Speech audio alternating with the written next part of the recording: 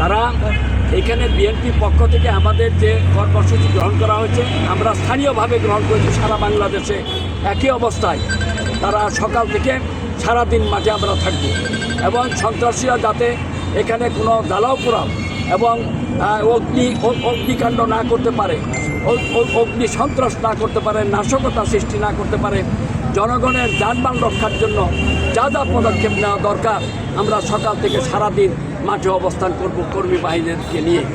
প্রিয় ভাইরা, আপনারা জানেন যে পতিত স্বৈরাচার বিভিন্নভাবে দেশের উন্নয়ন এবং দেশের স্বাধীনতা সার্বভৌমত্ব বিনষ্ট করতে চায়।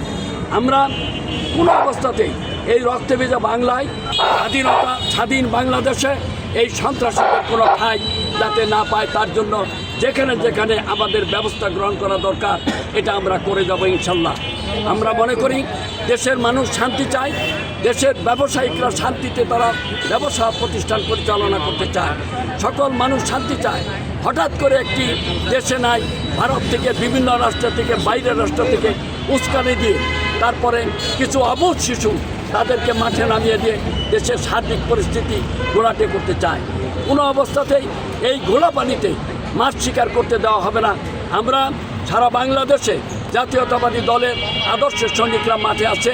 ইনশাল্লাহ যে পর্যন্ত সন্ত্রাসীরা বিতাড়িত হবে, মূল উৎপাদন না করতে পারবো এই পর্যন্ত আমরা মাঠে থাকবো ইনশাল্লাহ।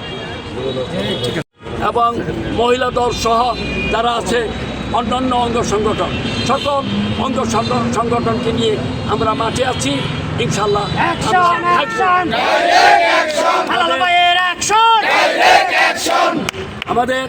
আমাদের ভারপ্রাপ্ত চেয়ারম্যান জনাব তারেক রহমানের নির্দেশ মোতাবেক আমরা প্রতিটা কর্মসূচি পালন করব।